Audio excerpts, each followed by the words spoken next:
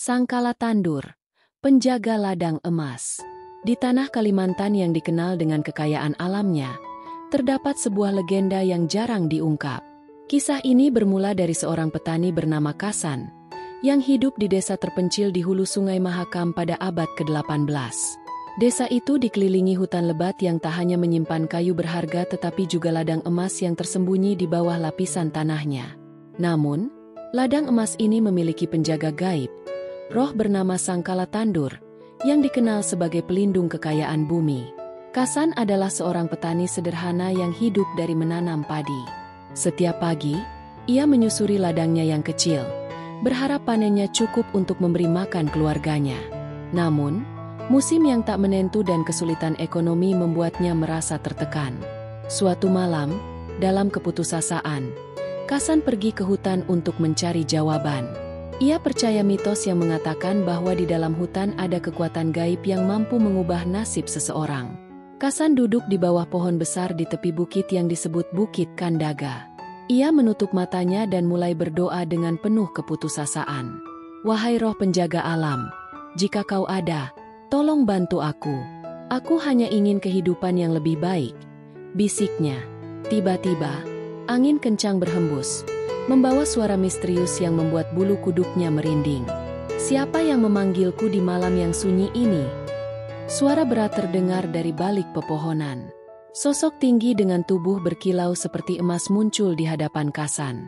Sosok itu memperkenalkan dirinya sebagai Sangkala Tandur, penjaga ladang emas di sekitar bukit itu. "Aku bisa memberimu kekayaan, tapi ingat, semua ada batasnya," kata Sangkala Tandur dengan nada serius. Kasan yang tergiur dengan tawaran itu segera menyetujuinya. "Aku bersedia melakukan apa saja, asalkan keluargaku tidak kelaparan lagi." Sangkala Tandur memberikan syarat. Ia akan membantu Kasan menanam emas di ladangnya, tetapi Kasan tidak boleh menyentuh ladang itu lebih dari yang dibutuhkan untuk hidup sederhana. Kasan setuju, dan dengan mantra yang diucapkan oleh Sangkala Tandur, ladang Kasan perlahan berubah. Padi-padi berganti menjadi tanaman dengan butiran emas di atasnya. Kehidupan Kasan berubah drastis. Ia mulai menjual emas sedikit demi sedikit dan memperbaiki rumahnya.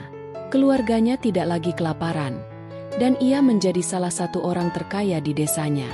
Namun, keserakahan mulai merasuk ke dalam hati Kasan. Ia tergoda untuk mengambil lebih banyak emas dari ladangnya. "Apa salahnya jika aku memanen lebih banyak? Bukankah ini ladangku?" pikir Kasan.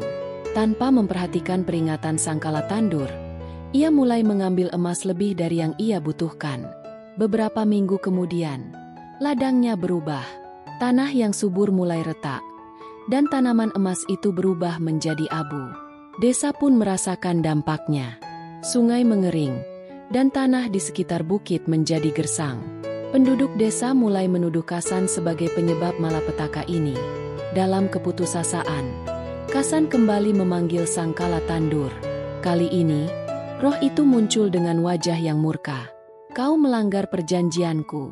Kasan, kau tidak hanya menghancurkan ladang ini, tetapi juga menodai keseimbangan alam. Ampuni aku. Aku hanya ingin memastikan keluargaku bahagia," pinta Kasan sambil menangis. Namun, Sangkala Tandur tidak bergeming.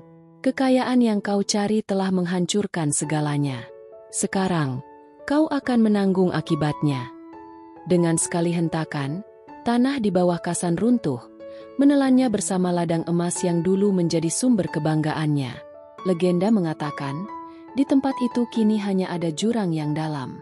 Penduduk desa percaya, roh Sangkala Tandur masih menjaga kawasan itu, memastikan tidak ada manusia lain yang mencoba mengambil apa yang bukan miliknya.